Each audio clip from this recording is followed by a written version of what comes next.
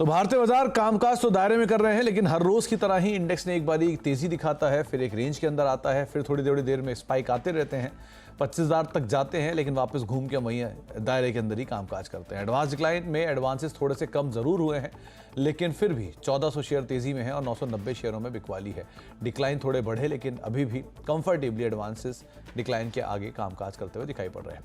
Osho Krishnan, senior technical and derivative analyst हमारे साथ मौजूद हैं एंजल वन से। ओशो नमस्कार, स्वागत है कार्यक्रम में। बाजारों ने वैसे तो 25,000 के इर्द गिर्द ही चल रहे हैं ना, 25,000 पार कर रहे हैं, उसके आर पार जाते हैं और वापस घूम जाते हैं और फिर एक दायरे में ही कामकाज कर रहे हैं। तीसरा सत्र है जबकि हम ये चीज देख रहे हैं। आप कैसे रीड कर रहे हो निफ्टी को, निफ्टी बैंक को? Very good afternoon Sumit ji. देखिए, सबसे पहले जैसा हमने 3 दिन में देखा है कि इतना लैकलस्टर मूवमेंट निफ्टी में देखने को मिल रहा है, नियर अबाउट 100-120 पॉइंट्स में ही होवर कर रहा है 3 दिनों से। सो ये थोड़ा साइडवेज मोमेंटम दिखा रहा है, थोड़ा स्लंबर फेज में मार्केट एंटर होते हुए नजर आ रहा है। बट एक्सपेक्टेशन रहेगा कि हायर लेवल्स पे जब तक 24,970 एंड 25,000, ये 30 रुपए का जो 30 पॉइंट का जो ये रेजिस्टेंस जोन है, जब तक इसके ऊपर डिसाइसिवली नहीं निकलता है, तब तक हो सकता है आने वाले दिन में ये चैलेंजेस देखने को मिल सकते हैं हमें बेंचमार्क इंडेक्स पे। वहीं अगर हम बैंक निफ्टी देखें तो मेन रीजन जो है मार्केट के नॉन परफॉर्मेंस का बेंचमार्क इंडेक्स में, की इंडाइसेस में, वो है bank Nifty. Because bank Nifty में थोड़ा सा प्रेशर है, अभी भी अपने 20 डे एक्सपोनेंशियल मूविंग एवरेज को ऊपर निकलना अभी भी चैलेंजिंग टास्क दिख रहा है। सो आज एक्सपायरी के बाद बैंक निफ्टी में हो सकता है कि रुझान थोड़ा बाइंग के तरफ बढ़े, बट हायर लेवल्स पे भी 51,750 से 52,000 का जोन है, ये काफी ट्रिकी जोन है। इसके ऊपर निकलेगा तो कन्विक्शन के साथ बाइंग ट्रैक्शन हमें देखने को मिल जाएगी एंड वापस से निफ्टी में भी एक स्ट्रांग मोजो देखने को मिलेगा। तो ये दो फेज हैं जो कि हमें ट्रैक करना है क्लोजली। बैंक निफ्टी में 52,000 एंड निफ्टी में 25,000, इसके ऊपर काफी स्ट्रांग बुलिश मोमेंटम हमें देखने को मिल सकते हैं। तो 52,000 बैंक निफ्टी में और निफ्टी में 25,000 पार करने के बाद बाजार में मोमेंटम थोड़ा सा और बढ़ता हुआ दिखाई पड़ सकता है। ओशो, आपकी तरफ से इंडिविजुअल स्टॉक्स जहां पर आप लॉन्ग हो या कोई शॉर्ट? दो लॉन्ग के ही रिकमेंडेशन है। सबसे पहला अगर हम देखें, हेल्थ केयर सेक्टर में काफी स्ट्रांग ट्रैक्शन है, तो हेल्थ केयर सेक्टर से जो पहला काउंटर है मेरा वो है एल्कम लैब्स। एल्कम में अगर हम देखें तो एक सिमेट्रिकल ट्रायंगल का फॉर्मेशन देखने को मिल रहा है एंड अभी अपने लोअर बैंड से काफी स्ट्रांगली सर्ज कर रहा है हायर बैंड की तरफ। तो एक्सपेक्टेशन रहेगा कि एल्कम में अच्छा मूवमेंट देखने को मिल सकता है। पोजिशनल बेसिस पे नियर अबाउट 5580 के टारगेट्स हमें देखने को मिल सकते हैं जिस हिसाब का फॉर्मेशन हो रहा है। करेंटली 5290 के अराउंड ट्रेड हो रहा है, तो 5580 के टारगेट्स एक्सपेक्टेड रहेंगे एंड शॉर्ट टर्म ट्रेडर्स के लिए एडवाइस रहेगा कि 5130 का स्टॉप लॉस मेंटेन करें। सेकेंड काउंटर अगर हम देखें, केमिकल एंड फर्टिलाइजर स्पेस में थोड़ा सा ट्रैक्शन आया है, पिछले 2 दिनों से काफी स्ट्रांग मोमेंटम है बहुत सारे काउंटर्स में। तो इसमें आरसीएफ में बहुत अच्छा मोमेंटम एक्सपेक्टेड रहेगा, 220-222 के अराउंड होवर कर रहा है प्राइस, तो इसमें बाई की सलाह है। 212 के स्टॉप लॉस से काउंटर को बाई करें एंड शॉर्ट टर्म पर्सपेक्टिव में 235 से 236 के टारगेट्स हमें देखने को मिल सकते हैं। ओके, तो आरसीएफ पे आप नजर रखिए और एल्केम लैब, दो स्टॉक जिनके ऊपर आप ध्यान दे सकते हैं। इस बीच महिंद्रा एंड महिंद्रा के नंबर्स आए हैं। 27,040 करोड़ रुपए का कंपनी का मुनाफा है, आया है, माफ कीजिएगा, जो कि 27,804 करोड़ रुपए के अनुमान के सामने है, और मुनाफा 2613 करोड़ रुपए आया, जो कि 2676 करोड़ रुपए के मुनाफे के नंबर के आसपास आता हुआ दिखाई पड़ा है।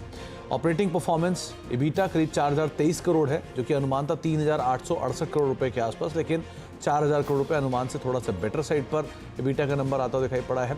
मार्जिन 14.9% है, 13.8% के आसपास की एक मार्जिन का अनुमान बाजार अनुमान लगाकर चल रहा था, उससे थोड़े बेटर साइड पर सो फार मार्जिन देखने को मिले हैं।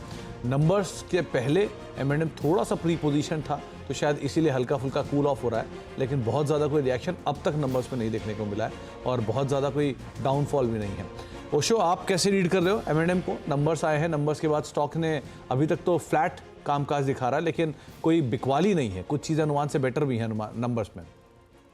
सी ओवरऑल ऑटो एंसिलरीज में काफी स्ट्रांग मोमेंटम है भी, तो एक्सपेक्टेड था कि नंबर्स के बाद थोड़ा सा बाइंग ट्रैक्शन देखने को मिले। बिल्कुल ब्रेकआउट के वर्ज पे काउंटर खड़ा है, तो 2940 2950 काफी क्रूशियल जोन है। इसके ऊपर अगर क्लोजिंग दिखाता है तो यहाँ से बाइंग का ट्रैक्शन हमें देखने को मिल सकते हैं। तो अभी थोड़ा वेट करना चाहिए, अगर जितना भी वोलेटिलिटी है नंबर्स को मार्केट अच्छे से अब्जॉर्व कर ले, उसके बाद अगर हमें लास्ट मोमेंट तक हायर लेवल्स पे सस्टेनेंस दिखाई देता है, तो 2950 के अराउंड हमें बाई की सलाह बनती है। एंड हायर लेवल्स पे काफी अच्छे टारगेट्स, हमें हायर लेवल्स पे नियरली 120 पॉइंट्स का अपसाइड मूवमेंट हमें देखने को मिल जाएगा। तो ट्रेंड पॉजिटिव है। रिजल्ट को एक बार ब्रीफ में देखना पड़ेगा कि रिजल्ट किस हिसाब से आए हैं, एंड उसके अकॉर्डिंगली अपने बेट्स को लेने पड़ेंगे। अभी के लिए too early to say anything, लेकिन हाँ 2940 ब्रेकआउट है, उसके ऊपर अगर ये सस्टेन करता है 2950 के ऊपर रफली, तो 120 रुपए की चाल और शायद आते हुए दिखाई पड़ सकती है। एज ऑफ नाउ नंबर्स कुछ अच्छे कुछ बुरे दिख रहे हैं, लेकिन लेट्स सी क्या डिटेल्स आती हैं, क्या एनालिस्ट कॉल है, क्या बिटवीन द लाइन है, इन सब चीज़ों को भी आपको जरूर देखना होगा। एक बार जरा मिड कैप गेनर लूजर भी ले आइए, किस तरह की स्थितियां देखने को मिल रही है। मिड कैप इंडेक्स जो है बिल्कुल 3/4% के आसपास की बढ़त के साथ कामकाज कर रहा है, और आज का जो स्टार परफॉर्मर है वो है फार्मा स्पेस, जहां पर अच्छी खरीदारी है। तो आज सुवेन फार्मा, वो कार्ड, ग्रेन्यूल्स बढ़िया नंबर के बाद F&O का टॉप गेनर ग्लैंड 5.5% तेजी यहाँ पर भी आते हुए दिखाई पड़ रही है। लाइकवाइज आज ऑटो इंसलरी में खरीदारी है, मुंजाल शोवा, ताल ब्रॉस, इगाराशी, राणे ब्रेक से कुछ ऐसे नाम है जहां पर अच्छी खरीदारी आज के सत्र में बनते हुए दिखाई पड़ रही है। मेटल में खरीदारी है तो सेल 2%, नाल्को 1%, हिंदुस्तान कॉपर 1%, GSPL करीब 1% की तेजी यहां पर भी आते हुए दिखाई पड़ रही है। इसके अलावा मिड कैप में से टोरेंट पावर 18% ऊपर नंबर्स के बीच, और डिशमैन फार्मा 9% ऊपर, एपटेक 6.5% और स्वान एनर्जी अपर सर्किट पर। लाइकवाइज गिरने वाले शेयरों में स्टरलाइट टेक 3.5% नीचे, इंडस टावर 3% नीचे, कावेरी सीड 3-3.5% नीचे, और फिनलेक्स केबल रफली 3.25% के आसपास की बिकवाली यहाँ पर भी आते हुए दिखाई पड़ रही है। इन स्टॉक्स पे हम आगे बातचीत करेंगे, लेकिन एक ब्रेक का वक्त हो गया है। ब्रेक के बाद लौटते हैं, कुछ इंपॉर्टेंट डिटेल्स में इंश्योरेंस स्पेस को लेकर एक बड़ी खबर है, छोटे से ब्रेक के बाद उस पर बातचीत करते हैं।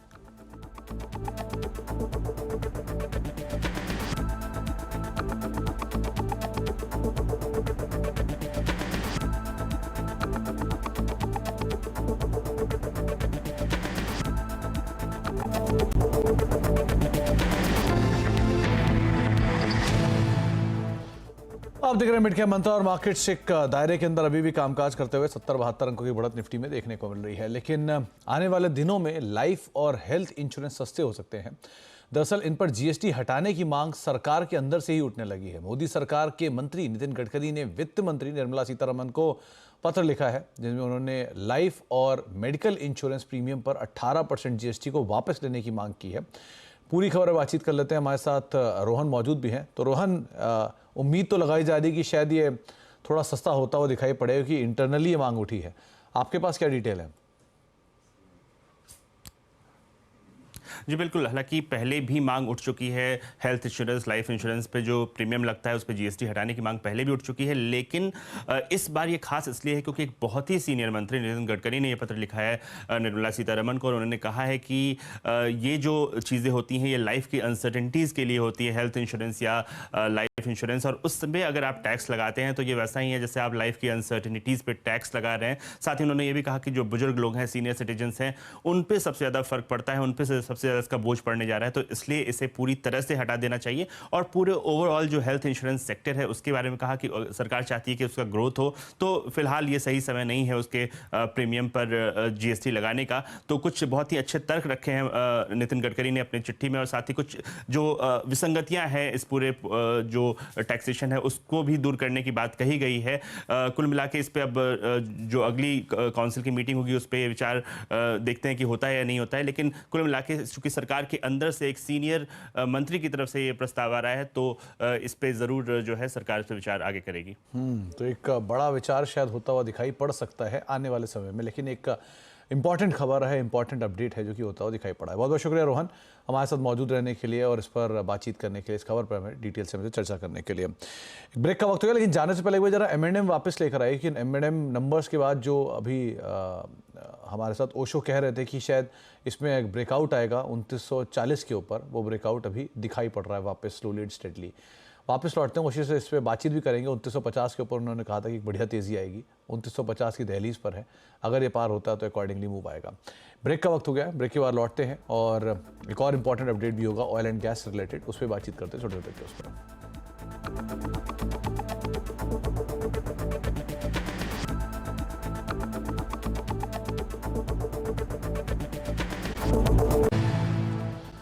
आप देख रहे हैं मिड कैप मंत्रा, और मार्केट से तो हम बातचीत करेंगे ही, लेकिन M&M आपकी स्क्रीन पर है। नंबर्स के बाद अब डे हाई पे आ चुका है 2965 2970 के जोन्स पे M&M स्लोली एंड स्टेडली कामकाज करता है। एक अच्छी तेजी नंबर्स के रिएक्शन के तौर पे यहाँ पर अब देखने को मिल रही है। लेकिन एक और इम्पॉर्टेंट अपडेट में, जहाँ पर नेचुरल गैस को जीएसटी के दायरे में लाने पर बात बनती दिख रही है। सीएनबीसी आवाज़ को एक्सक्लूसिव खबर मिली है कि जीएसटी काउंसिल की बैठक में ये प्रस्ताव लाया जा सकता है। पूरी खबर के लिए हमारे साथ आलोक प्रियदर्शी मौजूद भी हैं।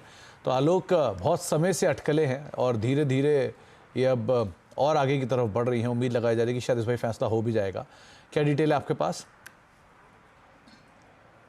बिल्कुल, देखिए, इस मुद्दे पर पेट्रोलियम मंत्री के मंत्रालय के साथ वित्त मंत्रालय की कई दौर की बैठक हो चुकी है, लेकिन जो हमें सूत्रों से जानकारी मिली है कि अब इस मुद्दे पर सहमति बन गई है और इस पूरे प्रस्ताव को फिटमेंट कमेटी में भेज दिया गया है। और जो सूत्र बता रहे हैं कि नेचुरल गैस को जीएसटी की जो दर है 18% का स्लैब, उसमें लाने पर चर्चा चल रही है। वो इसलिए क्योंकि सरकार चाहती है कि इसको रेवेन्यू न्यूट्रल रखा जाए, क्योंकि अभी जो जीएसटी की जो अलग अलग राज्य वैट की वसूली करते हैं, जो दर करीब अभी 14% से लेकर 24% के आसपास तक है अलग अलग राज्यों में, कुल 20,000 करोड़ रुपए की सालाना वसूली होती है वैट से नेचुरल गैस पर। तो सरकार चाहती है कि ये जो कमाई है इस पर फिलहाल कोई असर न पड़े, तो लिहाजा जो चर्चा चल रही है वो 18% का जीएसटी स्लैब होगा, तो इतनी कमाई हो सकती है। लेकिन सरकार अब इस मुद्दे पर आगे बढ़ रही है कि जो नेचुरल गैस है वो एक काफी इंपॉर्टेंट प्रोडक्ट है और कई सारी इंडस्ट्री के लिए एक फीड स्टॉक है, यानी कि रॉ मटेरियल है। जैसे अगर हम बात करें फर्टिलाइजर हो गया, सीएनजी हो गया, एलपीजी हो गया, इन तमाम के लिए एक रॉ मटेरियल है। लिहाजा इस पर अगर हम जीएसटी के दायरे में लाते हैं तो इन इंडस्ट्री को काफी फायदा होगा और कंज्यूमर के लिए भी गैस सस्ती होगी। तो लिहाजा इस पूरे मुद्दे पर चर्चा हो रही है, फिटमेंट कमेटी में भेजा जा चुका है और बहुत हद तक संभावना है कि जो अगली जीएसटी काउंसिल अगस्त के एंड में होने वाली है, इस मुद्दे पर इस पर चर्चा होगी और कुछ फैसला हो जाए। तो क्योंकि जीएसटी में सबसे पहला जो आइटम है ये नेचुरल गैस, कई सारे प्रोडक्ट की चर्चा हो रही है, लेकिन सबसे आसान सरकार की नजर में नेचुरल गैस को ही जीएसटी में लाना है और इस पर एक तरह से कहें तैयारी पूरी हो चुकी है। तो अब इम्पॉर्टेंट अपडेट होगा जैसे ही इस पे फैसला आता हुआ दिखाई पड़ेगा। बहुत बहुत शुक्रिया आलोक हमारे साथ मौजूद रहने के लिए, और आगे भी आपसे हम इसके ऊपर और चर्चा करते रहेंगे। लेकिन अभी के लिए फिलहाल बहुत बहुत शुक्रिया। अब जाने से पहले जरा खिलाड़ियों का अपडेट भी देख लेते हैं, किस तरह की सिचुएशंस देखने को मिल रही हैं। अरुण कुमार मंत्री ने सनटेक रियल्टी से एग्जिट कर लिया है 600 रुपये के आसपास के दाम पर। 678 के उनके टारगेट से 590 का स्टॉप लॉस था। इसके अलावा कुछ और चेंजेस में अरुण कुमार मंत्री ने अदानी ग्रीन पे एक खरीदारी के चलने की राय दी है। 1940 रुपये के टारगेट्स के लिए 1790 का स्टॉप लॉस यहाँ पर आप मेंटेन करेंगे।